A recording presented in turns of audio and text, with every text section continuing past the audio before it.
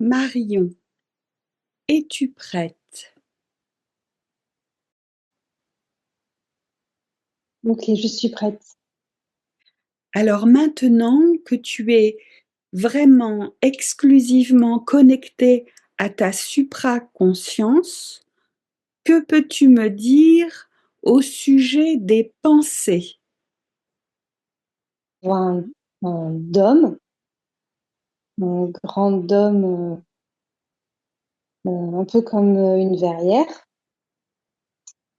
avec des armatures, comme des cases. Et les pensées, certaines peuvent traverser et d'autres rebondissent. C'est moi.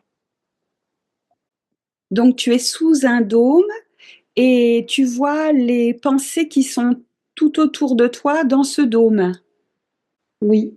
Et c'est comme s'il y en avait qui vibraient autour de moi dans le dôme et qui résonnent, tu vois, dans le dôme. Et d'autres pensées qui sont hors du dôme. Alors quelles sont les pensées qui résonnent pour toi dans le dôme? C'est quel genre de pensée? Ben, c'est des pensées colorées, je sais pas. Ce sont des pensées qui correspondent à ta personnalité, à tes souhaits?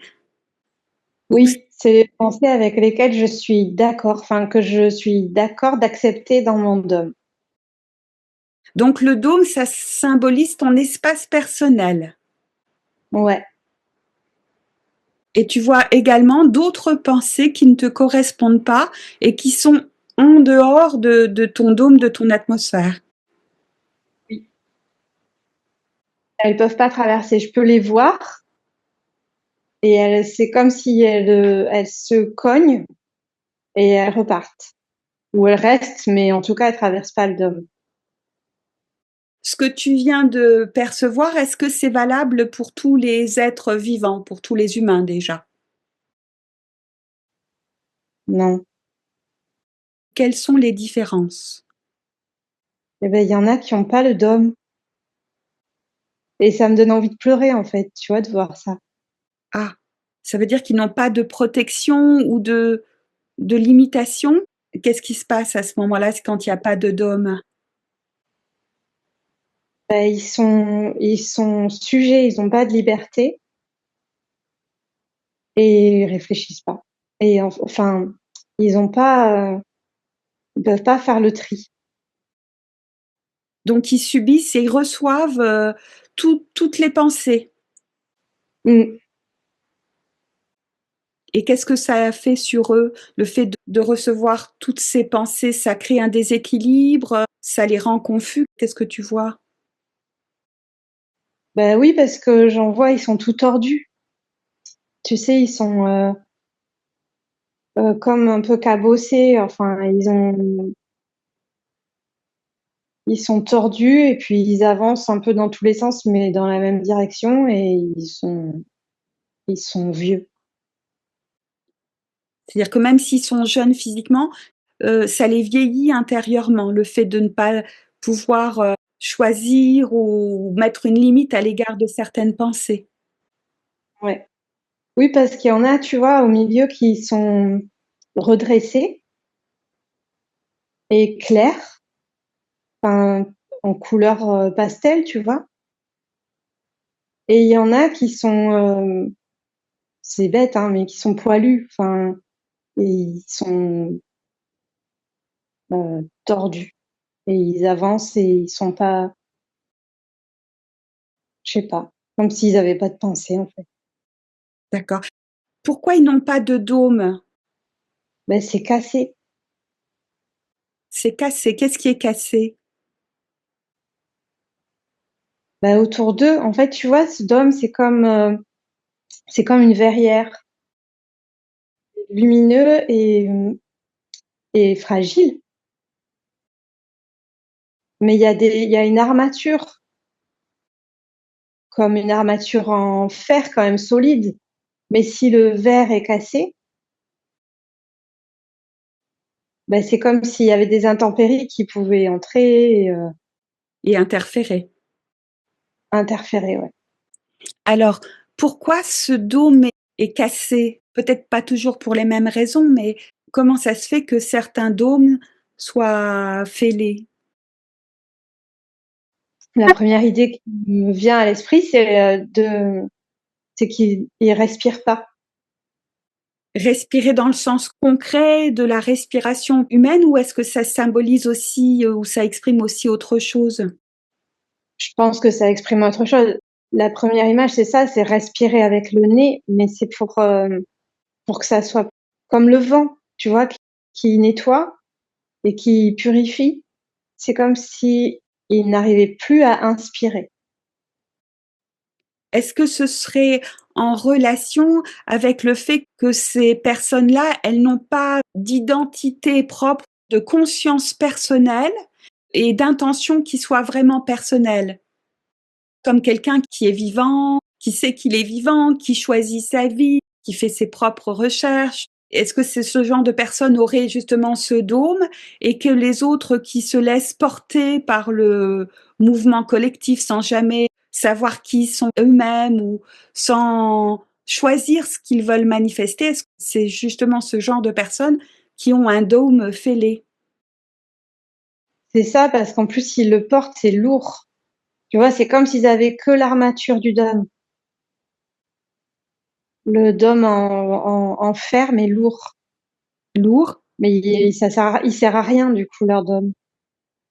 Comment fait-on pour avoir un dôme qui soit justement rayonnant, moins lourd? Qu'est-ce que ça nécessite? Ben, déjà, il faut s'aimer et respirer et regarder les autres.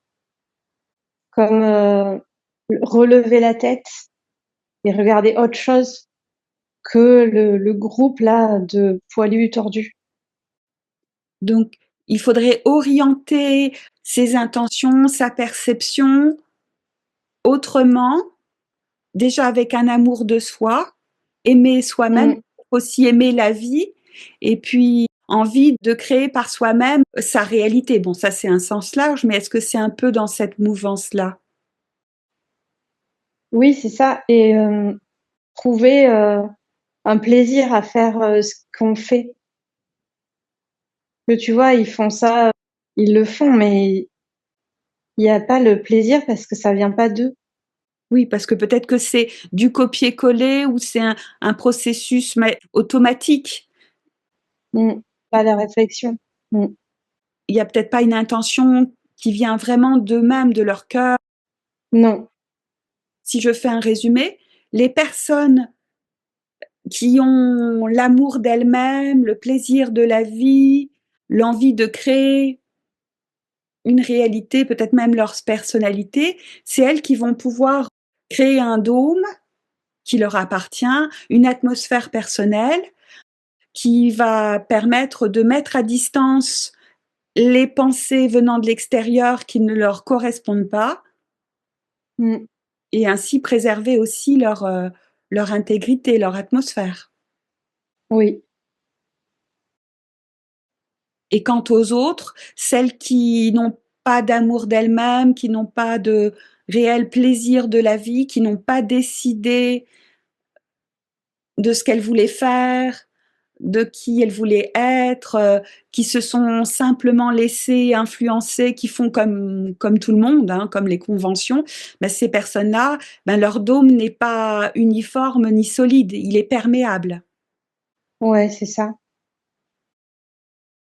Et le fait que le dôme ne soit pas perméable, ben, fait qu'ils reçoivent toutes les pensées dans l'atmosphère, là, générale, et puis ça vient Mmh. perturber intérieurement. C'est ça, c'est difficile, hein.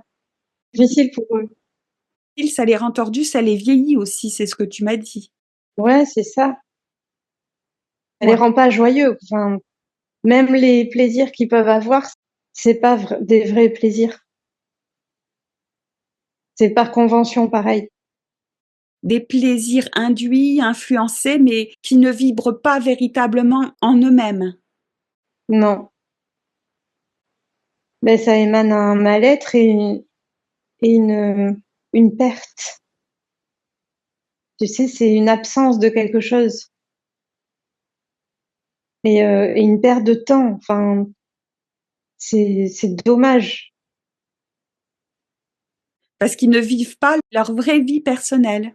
Ben non. Ils n'ont pas choisi par eux-mêmes qu'ils voulaient vivre. Donc ils s'en retrouvent totalement atrophiés, diminués et perdus et peut-être en souffrance également. Est-ce que tu vois ou perçois d'autres choses? Ben, je vois des petits chemins blancs, tu vois, puis à apprendre. Comme s'ils pouvaient prendre des petits chemins blancs, là, avec des petits cailloux, pour s'écarter un peu de tous les tordus. Ils, ils peuvent, tu vois, s'écarter, mais faudrait vraiment s'éloigner, prendre du recul pour respirer et reconstruire le dôme. Cet éloignement, pour respirer, est-ce que ça a un écho aussi avec la nature? Quelqu'un qui est citadin, ben d'aller dans la nature, ça va lui permettre justement cet éloignement dont il a besoin, de respirer, de se retrouver avec lui-même et de pouvoir laisser émerger les véritables intentions. Ben oui, c'est ça. Parce qu'il s'éloigne du groupe, il va dans un endroit un peu plus clair et paisible et où il y a moins de monde déjà. Et puis oui, où c'est sain, en fait. C'est ça, l'air est sain. Et là, il peut se reconstruire, tu vois, reconstruire une jolie verrière. Mm.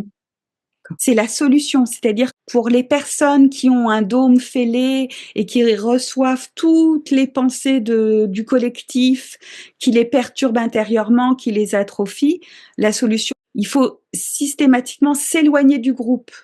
Il faut se retrouver dans un espace éloigné, personnel, naturel, et respirer vraiment avec soi-même, autrement.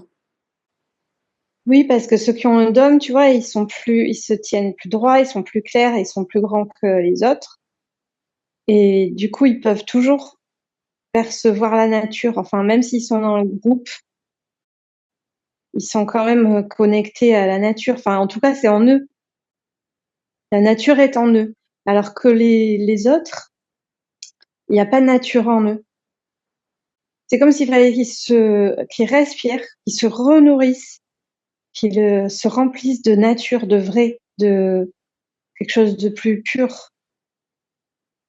Ça, c'est la première condition, c'est la première nécessité, c'est s'éloigner de ces Mm. influences collectives, s'éloigner des gens qui sont, bon, le mot est fort, mais presque lobotomisés, automatisés. Il faut cet éloignement plus le fait de se rapprocher de la nature pour enfin pouvoir se libérer de tous ces impacts, toutes ces influences et se Mm. retrouver soi-même. C'est ça, c'est se retrouver. Et quand on se retrouve soi-même, qu'on prend le temps de respirer, de se ressourcer, de décider de ce que l'on veut être et vivre, c'est là que voilà, le dôme se crée puissant et en même temps léger parce qu'on ne le subit pas et qu'ensuite, ben, ça crée une protection, ça donne la capacité de mettre à distance toutes les pensées qui ne nous correspondent pas. Voilà. Et ils peuvent pas après redevenir des rabougris, tu vois. Une fois qu'une personne a su choisir par elle-même, s'aimer elle-même, choisir par elle-même son Mm. identité, ses choix de vie, le dôme est puissant, elle peut mettre à distance systématiquement ce qui ne lui convient pas et il n'y a pas de retour en arrière possible. Le dôme va rester constamment solide. Ben oui, parce que c'est eux. Oui, c'est eux. Ils ont leur dôme leur appartient, mais c'est eux. Donc après, quand il y a d'autres influences, d'autres pensées, d'autres idées, c'est d'abord eux qui vont l'analyser, enfin, ils vont le voir, ils vont pas suivre une pensée. Oui, Ils vont la vivre par eux-mêmes s'ils l'adoptent. c'est des personnes qu'on ne pourra plus manipuler. Oui, c'est ça. Oui, parce qu'une influence, ça peut permettre une évolution, un changement, mais manipuler, ça veut dire que la personne, elle est plus maître d'elle-même. Mais là, ça serait pas possible. Ça sous-entend que quelqu'un qui respire, qui aime la vie, qui s'aime et qui choisit sa vie, eh bien, cette personne-là, eh bien, elle ne peut pas être manipulée. Je pense pas, non. Ou si elle commence à subir une influence un peu à son insu, elle peut toujours réajuster. Donc, elle a plus de Oui, liberté qu'une personne qui n'a pas créé sa propre atmosphère. Les personnes qui ont leur dôme, qui ont leur atmosphère, est-ce qu'elles ont tendance comme ça intuitivement à se connecter à d'autres personnes qui sont comme elles, ou elles peuvent aussi se mélanger au collectif qui est tordu? elles sont mélangées au collectif qui est tordu, mais elles se voient plus facilement. Elles se voient plus facilement parce qu'elles dépassent, tu vois. Les personnes qui ont leur dôme, entre elles, elles se reconnaissent Elles se reconnaissent. parce qu'elles sentent que l'autre aussi a cette indépendance, ce choix d'expression, et ça crée une connivence immédiate. Ben c'est ça. Parce qu'en fait, tu vois, tout ça, c'est des personnes isolées, enfin isolées et uniques. C'est les mêmes. Moi, je les vois un peu pareil, mais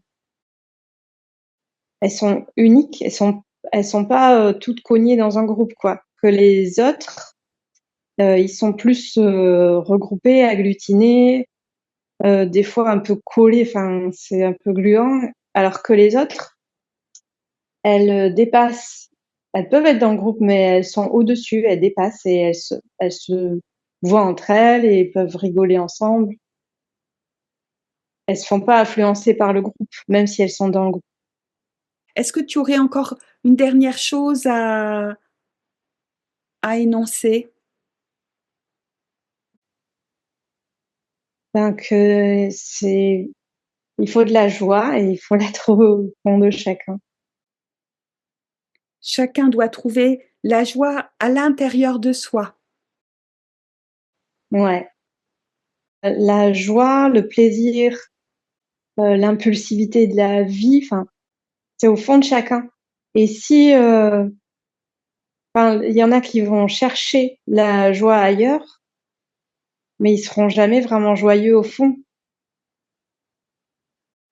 Donc la joie, il faut trouver et la vivre intérieurement, vraiment. Là, ça devient une réalité ancrée et qui permet de vivre ce qu'on a envie de vivre. Par contre, si on est vide à l'intérieur et puis qu'on voit de la voix à l'extérieur et qu'on veut la prendre, bon, Mmh. momentanément, ça peut un peu nous faire du bien, mais ça va pas rester. C'est-à-dire que on va pas créer notre atmosphère. Non, ça va satisfaire une envie, mais ça va pas nourrir au fond de soi la vraie joie et le vrai plaisir. Y a-t-il encore une autre image, une autre impression qui te vient? Et si tu vois le monde, est-ce qu'il y a quand même beaucoup de personnes qui ont leur dôme, qui ont créé leur propre réalité? Oui. Il y en a moins que les groupes de petits êtres foncés là, qui n'ont pas de dôme. Là, il y en a beaucoup, il y a beaucoup de groupes. Mais dans ces groupes, déjà, il y a des personnes qui ont les dômes clairs et transparents. Il y en a et elles sont contentes et enfin, en tout cas, elles sont confiantes. Parce qu'il y a ces petits chemins aussi, tu vois, il y a des solutions. Oui, ces petits chemins avec des cailloux blancs qui permettent de s'échapper de l'influence collective et de se retrouver soi-même. Donc c'est toujours Ouais. possible. Même une personne qui n'aura pas de dôme ou un dôme fêlé peut à tout moment, si elle le choisit, en s'éloignant des influences collectives, peut créer son atmosphère. Ouais. Et comment les gens prennent la décision de prendre le petit chemin avec des petits cailloux, de sortir de l'influence collective? C'est un peu le hasard. Elles sortent, des fois, elles savent pas pourquoi. Des fois, elles ont besoin de respirer. Il peut y en avoir une qui a besoin de respirer, qui entraîne l'autre. Et puis, le fait que ce soit plus aéré autour d'elles, ça leur permet de se reconstruire, de retrouver leur identité. Celles qui sont en colère, elles n'y arrivent pas. La colère empêche de prendre le chemin de retour à soi positif. Ouais. Enfin, en tout cas, il y en a qui aimeraient, mais ils sont trop en colère. Oui, il faudrait d'abord retrouver la paix, d'abord respirer, éloigner ces mauvaises émotions pour pouvoir commencer ensuite de retour à soi. Il faut accepter. En fait, c'est comme si ceux qui étaient en colère ne pouvaient pas prendre les petits chemins blancs, ils les voient pas. Alors que si ils acceptent, ben là, ils découvrent le petit chemin.